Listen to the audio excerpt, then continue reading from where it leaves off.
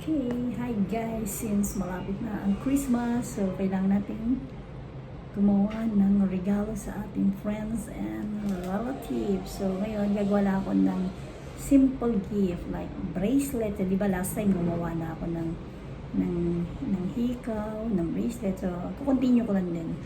Gagawa ako ng necklace and bracelet. Tingnan natin kung makakagawa pa rin ako ng hikaw. So, anong kailangan natin? So, meron tayo ditong nylon para sa bracelet or pwede rin necklace. Ito din, ito pang necklace. Yan, yan. Then, ito yung mga colorful na beads. Yan, nabili ko. Then, kailangan din natin ng stopper. Yan, stopper. Sige, isa na natin. So, ito na guys. So, ito na yung gagamitin natin na pang necklace. So, napaka-simple lang din. So, ito lang. Or, lalagay lang ako ng pendant na letter A or etong scissors. Itong scissors. Then, what you can do, isushoot mo lang. Meron ka ng simple, cute na necklace. Diba? Disotem na siya ng hikaw na ginawa ko last time. Ito pa ng necklace. So, pwede na itong pangbigan. And cute. And then, ito pa. Another one. Pwede rin naman yung para pa kay Ana, pangregalo. Ayan. So, mas maganda yung nagre-regalo ka ng personalize. Diba? O, yan. Na rin ang magmo-model ang regalo ko. O. Diba? Ang ganda. Cute. Yan. Very simple lang.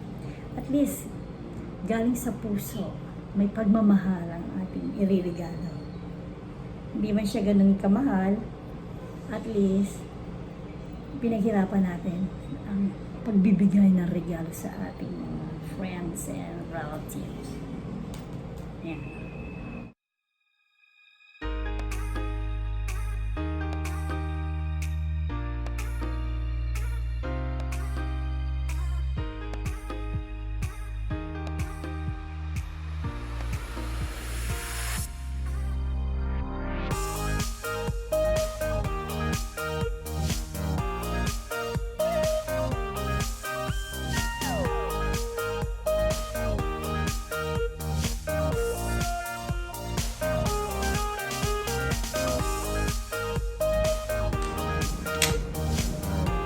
Yan, nakagawa na ako ng style.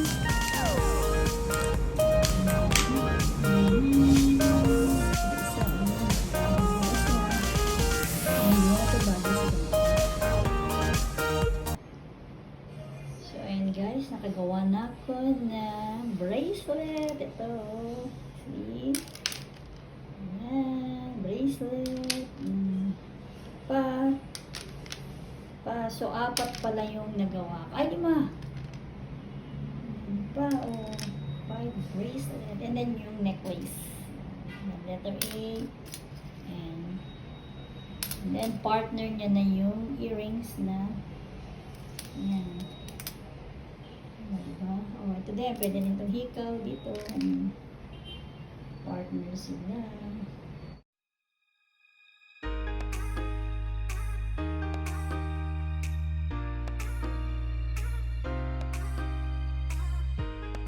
And then partner nito yung hikaw na scissors.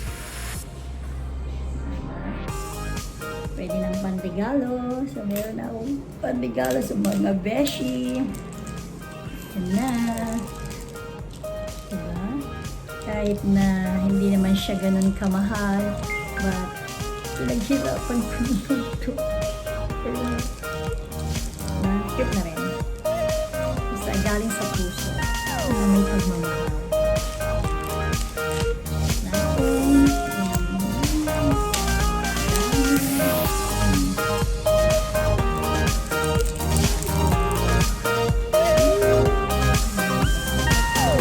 Okay, so that's it for tonight. So, Don't forget to like, subscribe, and comment. Alou Darna here. Bye-bye. See you next time. So, meron akong pang-regalo. Thank you.